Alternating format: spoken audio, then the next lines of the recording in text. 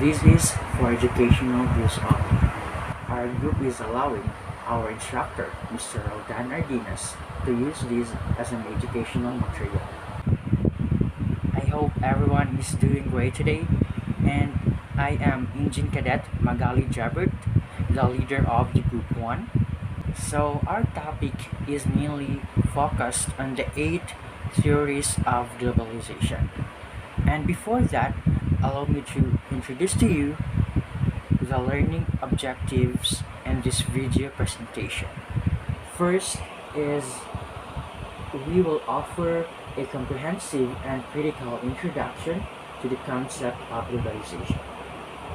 That will be discussed by my teammate, and that's regarding with the comprehensive and based on the introduction of the globalization. And then the second one is we will explain carefully the central themes like capitalism, governance, culture, and history as driving force of globalization. So without the capitalism, governance, and the help of the culture, and according to the past happenings or the history and how it drives the modern globalization of the world. And the third one is we'll present the theory of globalization. These are the theory of liberalism, theory of political realism, the theory of Marxism, theory of constructivism,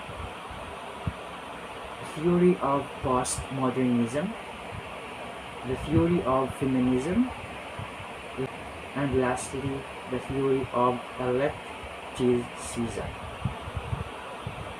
And just the last objective of our video presentation is that we will be able to distinguish the 8 theories according to its definitions and how it works. Hi, I'm Engine Cadet Delatorre. I'm here to report what is the comprehensive and critical concept to the introduction of globalization. First, we should know what is globalization. Globalization is the process by which the world previously isolated through physical and technological distance becomes increasingly interconnected, and it is manifested by the increase in interaction between peoples around the world, and it involves the sharing of ideas, cultures, goods, services, and investment also. Globalization also has brought fear of loss of jobs and loss of income, are often described as the race to the bottom, as industrialized countries are taught to have the reduced wages to be competitive with those in the developing world. And who introduces the concept of globalization? Theodore Levitt. He is the one who introduces the concept of globalization, and he is former professor at the Harvard Business School, credited with coining the term globalization, with championing the undervalued role of marketing in defining what businesses should make and sell. And he died in June 28 at his home in Belmont, Mass. There are 8 concepts and types of globalization. First, the social globalization, technological globalization, financial globalization, economic globalization, political globalization, cultural globalization. 7 is the ecological globalization, and lastly is the geographical globalization. First, we should know what is social globalization. Social globalization refers to the integration of our societies, not to be confused with cultural globalization, and also refers to the idea that we now live in a shared society. There are many different cultures within a society, but society is a group of people who live together. And now more than ever, it feels as we all live in one society instead of group of different societies. For example, what happened in Afghanistan can affect what happens in the United States, and a contagion in China spreads to all corners of the world. A nuclear weapon in North Korea can threaten lives in New Zealand. Second is the technological globalization. What is technological globalization? Technological globalization refers to the spread of technology around the world. Example of this was the internet, solar panel technology, and medical technologies, which can help improve the lives of people around the world. The spread of technologies can be interpreted as the rising leaps all boats argument. Globalization means we can make the most of the best technologies from all over the world to make everyone's lives better and improve everyone's economies. Technological globalization is closely connected to the anthropological scapes of globalization. By theory of Arjun Appadurai, he came up with the term technoscape to explain how technology spreads the world. Third is the financial globalization. What is financial globalization? Financial globalization refers to the ease which money can be spread around the world and the growth of stock. Examples like the NYSE and the FTSE, as well as internationalize of the financial markets, has made it easier to people to transfer money internationally. The benefit of this is that easy and cheap to get investments for new business ventures. You can find Chinese, French, Canadian investors to wire you some money to start your business instead of relying on local investors. Fourth is the economic globalization. What is economic globalization? Economic globalization refers to the ways corporations, business as multinational organization nowadays, whereas McDonald's only existed in the USA, but now it also existed in the Philippines, and HSBC only existed in the UK. Now these companies are all over the world in globalized economy. Fifth is the political globalization. What is political globalization? Political globalization refers to the diplomatic negotiations between nation-states, and also it includes the standardization of global rules around trade, criminality, and the rule of law. International bodies including the United Nations, European Union, and World Trade Organization are key multinational organizations designed to facilitate increasing political globalization. This includes growing free trade and multilateral agreements on investments. Six is the cultural globalization. What is cultural globalization? Cultural globalization refers to the spread of mixing of cultures around the world. What is cultural globalization? Cultural globalization refers to the spread and mixing of the cultures around the world. As Arjun Appadurai talks about the possible effects of homogenization of culture, where dominant nations like the United spread their cultures through television and movies.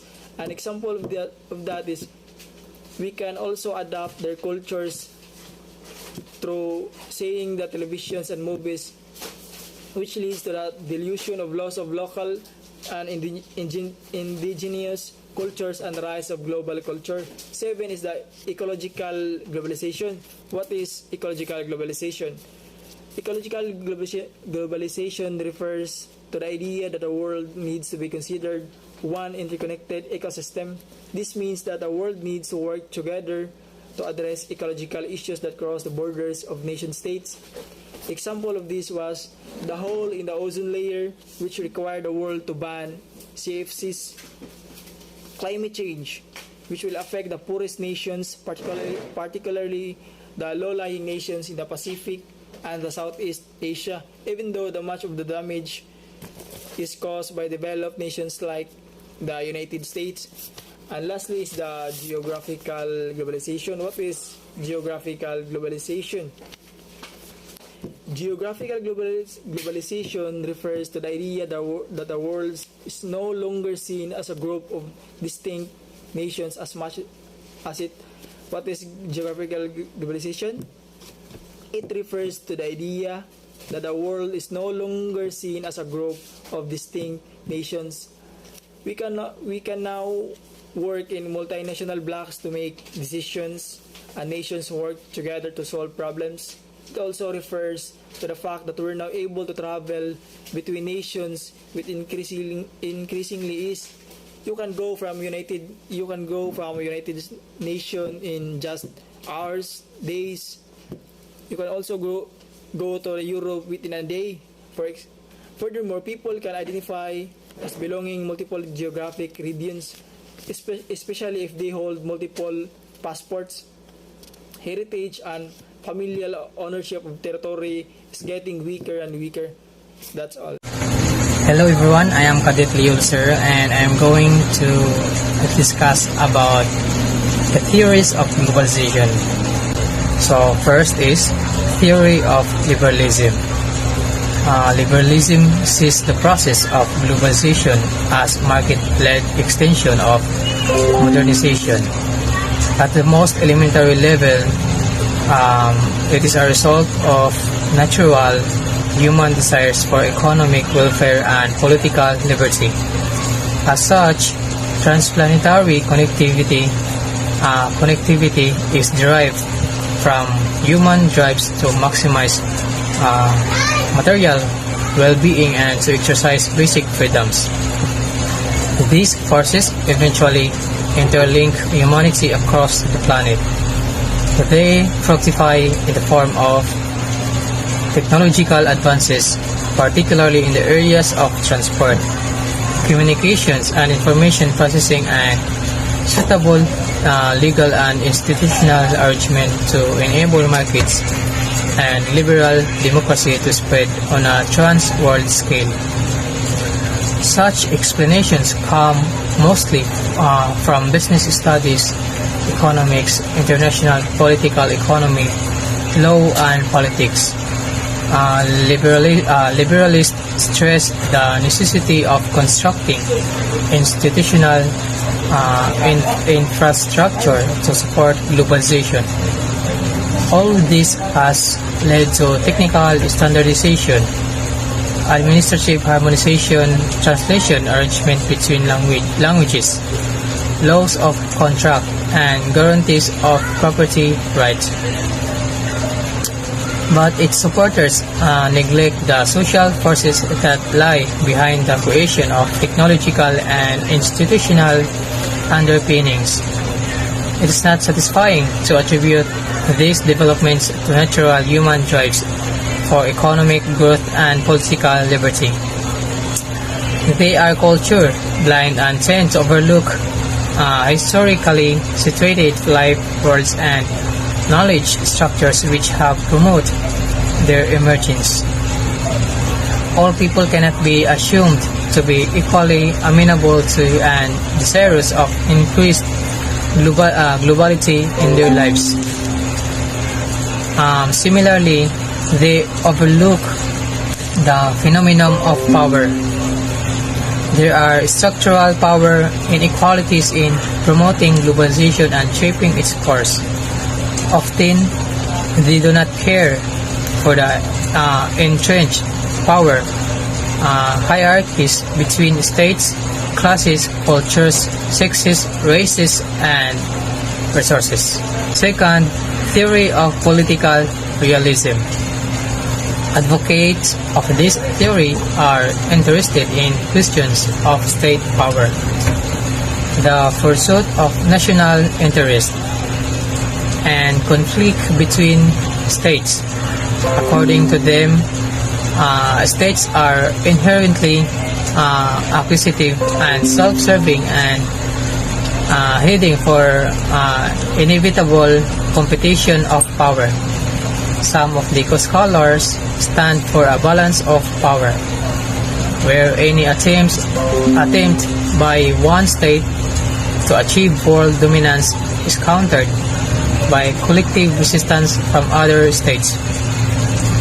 Another group suggests that a dominant state can bring stability to world order.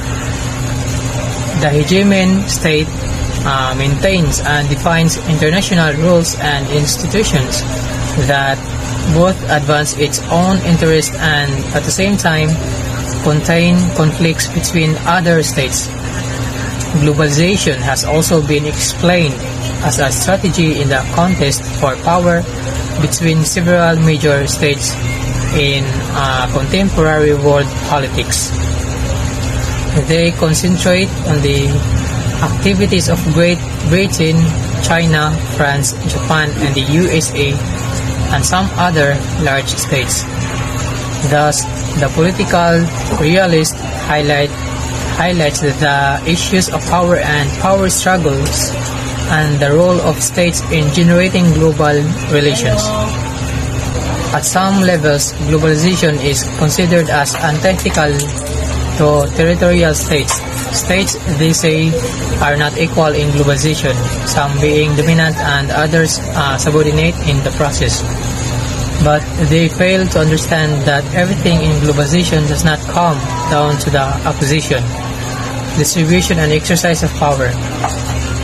Globalization has also cultural, ecological, economic, and psychological dimensions that are not reducible to power politics. It is also about the production and consumption of resources, about the discovery and affirmation of identity, about the construction and communication of meaning, and about humanity shaping and being shaped by nature. Most of these are apolitical. Power theorists also neglect the importance and role of other actors in generating globalization. These are sub-state authorities, macro-regional institutions, global agencies, and private sector bodies. Additional types of power relations on line of class. Culture and gender also affect the course of globalization. Some other structural inequalities cannot be adequately explained as an outcome of interstate competitions. After all, class inequality, cultural hierarchy, and patriarchy predate the modern states. Theory of Marxism. Marxism is principally concerned with modes of production, social exploitation through unjust distribution, and social emancipation through the transcendence of capitalism. Marx himself anticipated the growth of globality that capital by its nature drives beyond every spatial barrier to conquer the whole earth for its market. Accordingly to Marxist, globalization happens because transworld connectivity enhances opportunities of profit and making and surplus accumulation. Marxists reject both liberalist and political realist explanations of globalization. It is the outcome of historically specific impulses of capitalist development. Its legal and institutional infrastructure serves the logic of surplus accumulation of a global scale.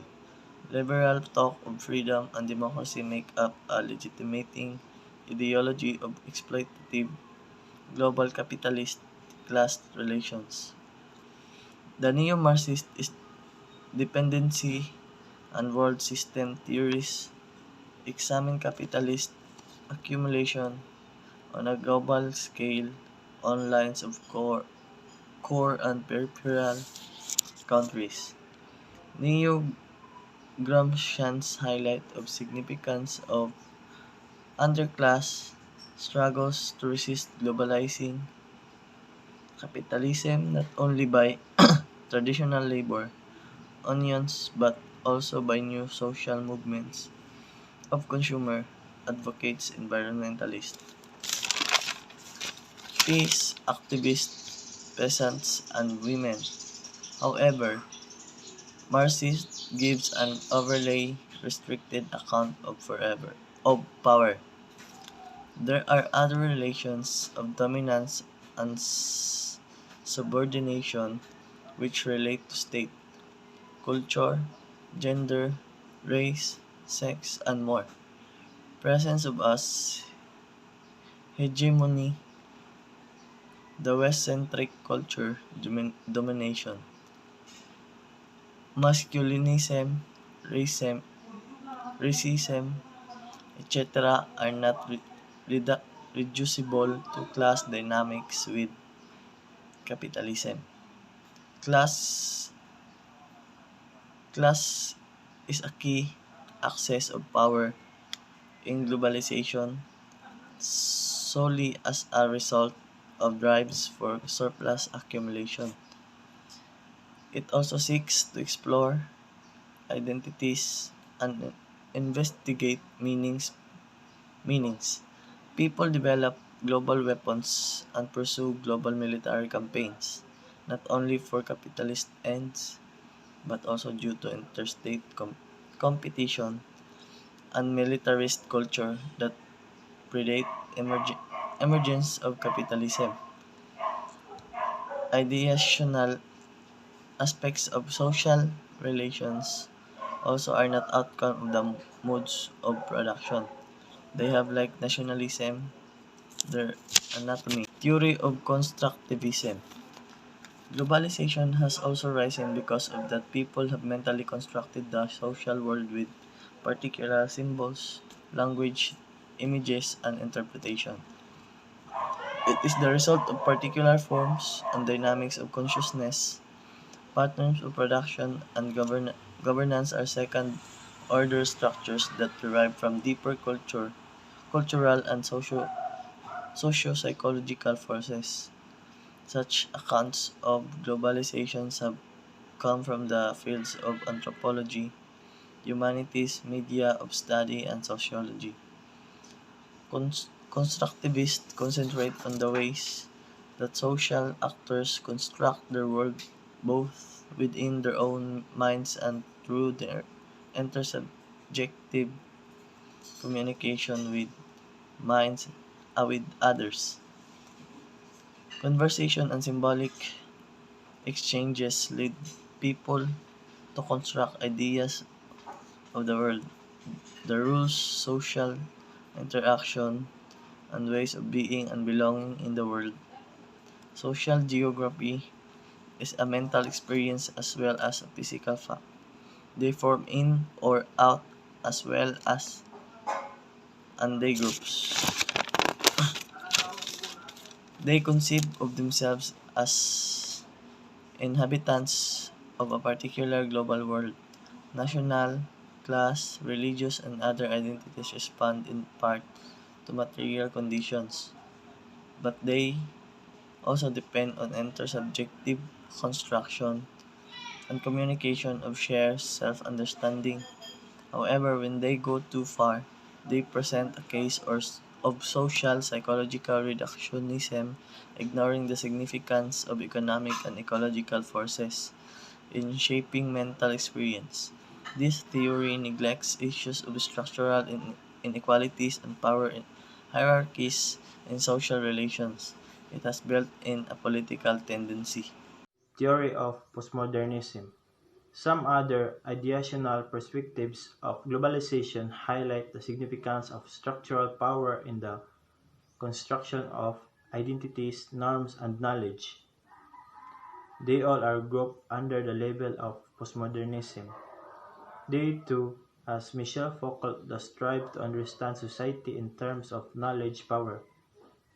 Power structures shape knowledge. Certain knowledge structures support certain power hierarchies. The reigning structures of understanding determine what can and cannot be known in a given socio-historical context. This dominant structure of knowledge in modern society is rationalism. It puts emphasis on the empirical world, the subordination of nature to human control, objectivist science, and instrumentalist efficiency. Modern rationalism produced a society overwhelmed with economic growth, technological control, bureaucratic organization, and disciplining desires. This mode of knowledge has authoritarian and expansionary logic that leads to a kind of culture imperialism subordinating all other epistemologies. It does not focus on the problem of globalization per se. In this way, Western rationalism overrose indigenous culture and other non-modern like words. Postmodernism, like Marxism, helps to go beyond the relatively superficial accounts of liberalist and political realist theories and expose social conditions that have favored globalization. Obviously, postmodernism suffers from its own mythological idealism. All material forces, though come under impact of ideas, cannot be reduced to modes of consciousness. For a valid explanation, interconnection between ideational and material forces is not enough. So, theory of feminism. It puts emphasis on social construction of masculinity and femininity. All other theories have identified the dynamics behind the rise of transplanetary and supraterritorial connectivity in technology, state, capital, identity, and the like. Biological sex is held to mold the overall social order and shape significantly the course of history. Presently, globalization, their main concern lies behind the status of women, particularly their structural subordination to men.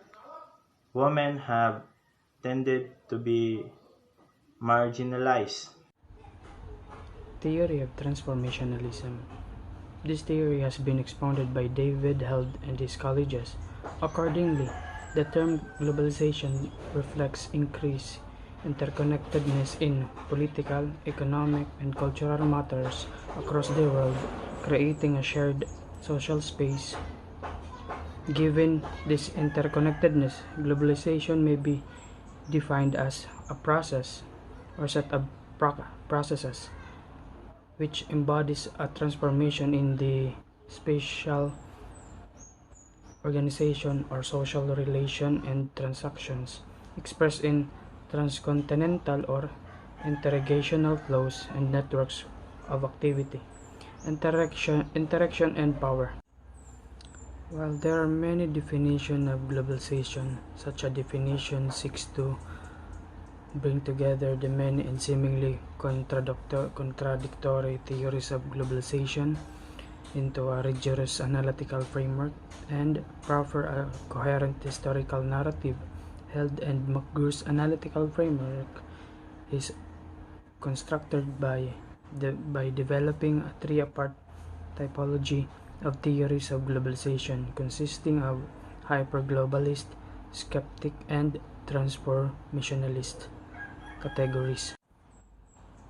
The hyperglobalists purportedly argue that contemporary globalization defines a new era in which people everywhere are increasingly subject to the discipline of the global marketplace. Given the importance of the global marketplace, multinational enterprises and intergovernmental organizations which regulate their activity are the key political actors. Skeptics such as Hist and Thompson ostensibly argue that globalization is a myth which conceals the reality of international economy increasingly segmented into three major regional blocs in which national governments remain very powerful. Finally, transformationalists such as Rosenio or Giddens argue that globalization occurs as states and societies across the globe are experiencing a process of profound change as they try to adapt to a more interconnected but highly uncertain world. Developing the transformationalist category of globalization theories, Held and McGrew present a rather complicated typology of globalization based on globalization spread, depth, speed, and impact, as well as the impacts on infrastructure, institution, hierarchical structures, and the unevenness of development. They imply that the politics of globalization have been transformed using their word from the definition of globalization.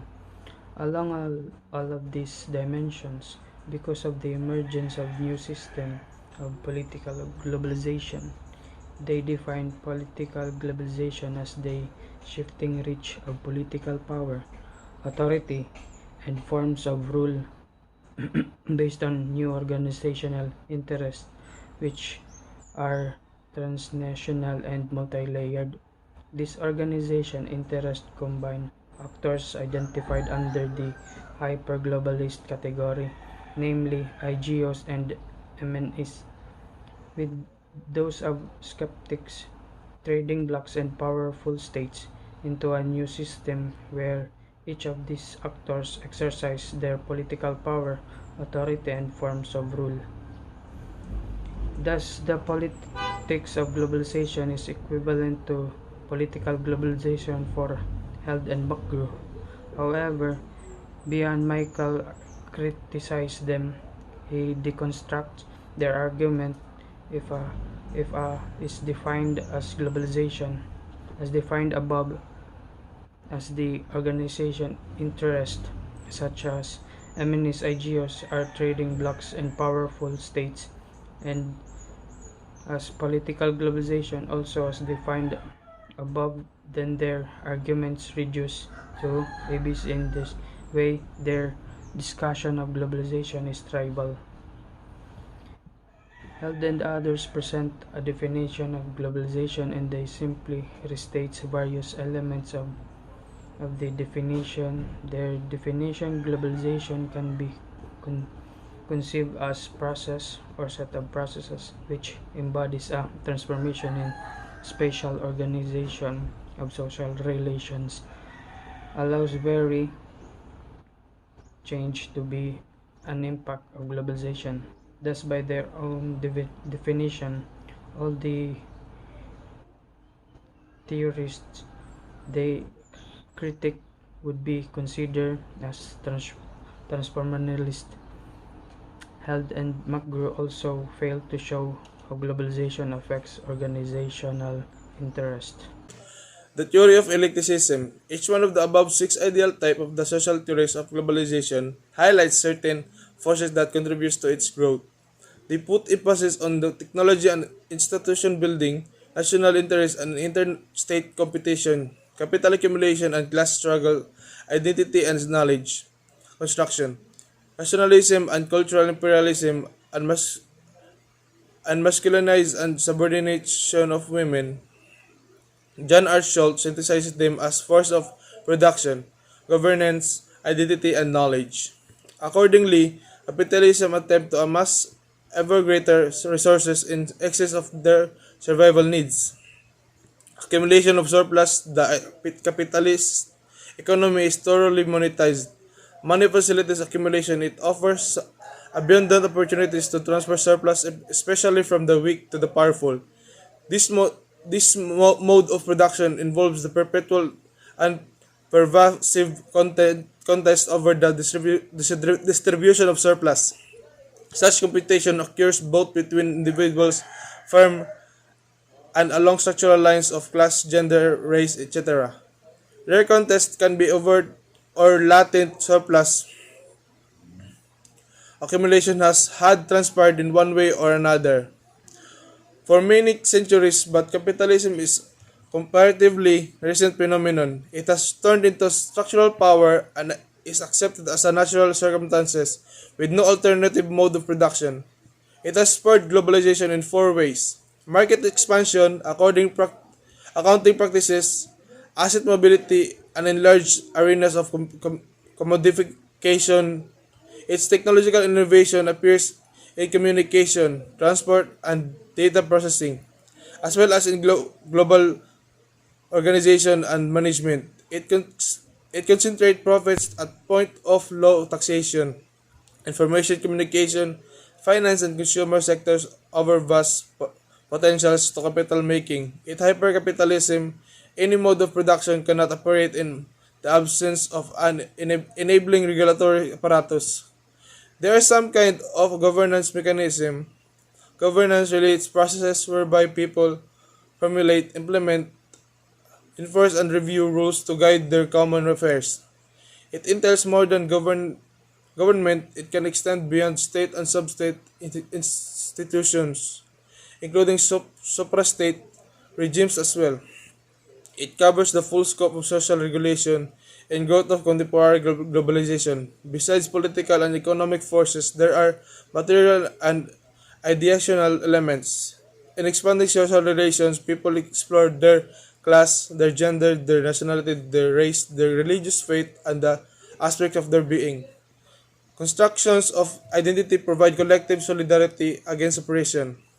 Identity provides frameworks for community, democracy, citizenship, and resistance. It also leads from nationalism to greater pluralism and hybridity. Earlier nationalism promoted territorialism, capitalism, and statism. Now these plural identities are feeding more and more globality.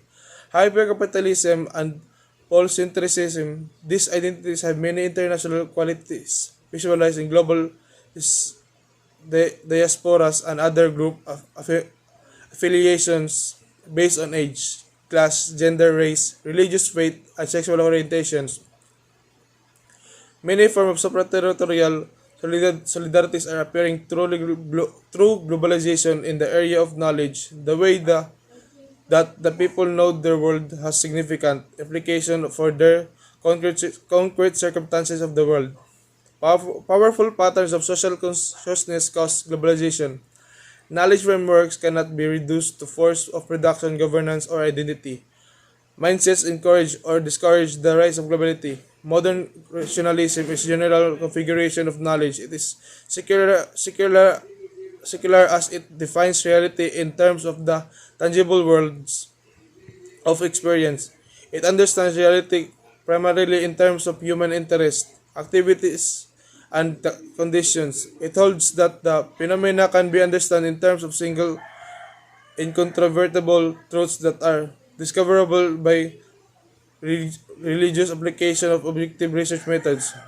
Rationalism is instrumentalist. It assigns greatest value to insight that enable people efficiently to solve immediate problems. It subordinates all other ways of understanding and acting upon the world. Its knowledge could then be applied to harness natural and social forces for human purposes. It enabled people to conquer disease, hunger, poverty, war, and etc., and maximize the potential of human life. It looks like a secular faith, a knowledge framework for capitalist production, a cult of economic efficiency.